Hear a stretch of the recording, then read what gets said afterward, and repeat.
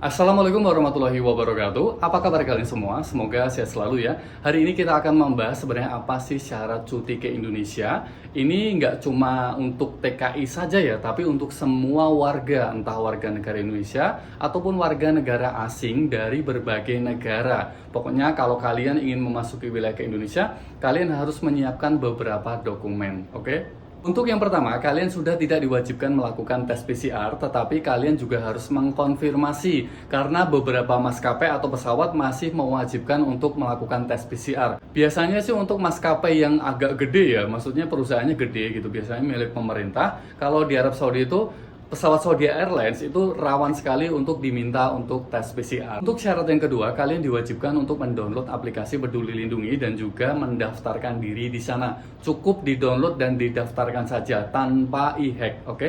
Kemudian syarat yang selanjutnya adalah kalian diwajibkan untuk menunjukkan bukti vaksin kalian kalau sudah vaksin lengkap.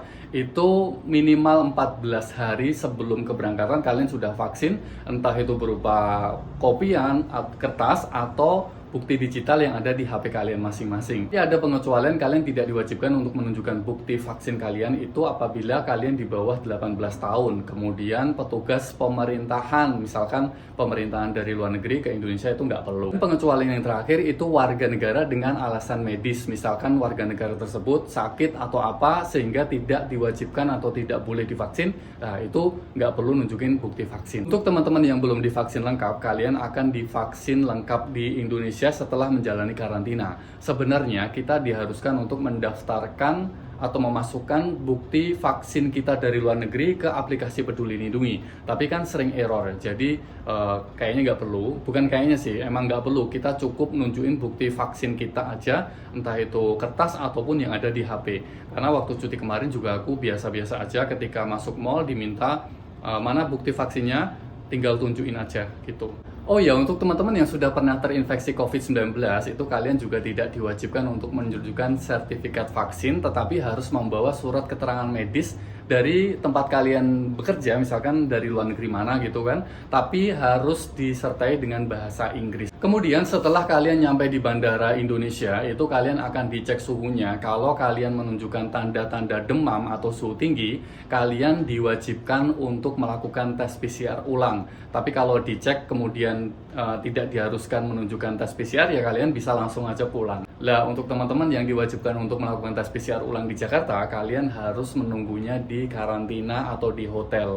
Apabila hasilnya menunjukkan positif, kalian akan dialihkan ke rumah sakit yang menangani pasien COVID-19, oke? Kemudian syarat yang selanjutnya adalah kalian diwajibkan mendaftarkan IMEI HP kalian apabila belinya dari luar negeri. Entah itu HP dikasih, entah itu HP jelek, entah itu HP murah ataupun mahal, semua yang dari luar negeri harus didaftarkan di kantor Bea Cukai di Indonesia. Kalau di Jakarta tuh ada di Bandara Soekarno-Hatta, tapi nggak harus di Jakarta, oke? Jadi buat teman-teman yang pengen melanjutkan perjalanan ke provinsi kalian masing-masing selain di Jakarta, kalian juga bisa mengurusnya di sana, oke? Jadi biasanya sih untuk yang sekitar 2.000 real kalau di Jeddah atau Arab Saudi itu, kalau di bawahnya kalian nggak perlu bayar, oke? Itu sekitar 500 dolar lah. Tapi untuk di atas itu kalian kemungkinan besar akan membayar pajak, dan bahkan kalau lebih atau mahal itu pasti kalian akan bayar pajak. Tapi kalau kayak 2.100,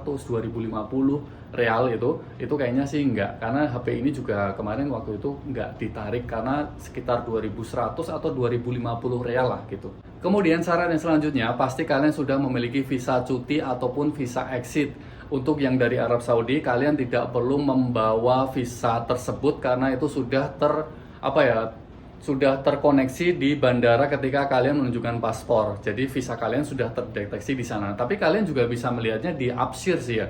Jadi untuk teman-teman yang pengen exit ya visa exit, kalau cuti ya visa cuti. Kemudian untuk paspor, biasanya ini minimal 6 bulan kalian harus aktif ketika kalian cuti, oke? Jadi misalkan 6 bulan nih, kalau sebaiknya sih jangan dipepetin 6 bulan ya, misalkan sisa 6 bulan, mendingan diperpanjang di sini daripada di Indonesia, nanti lebih ribet sih.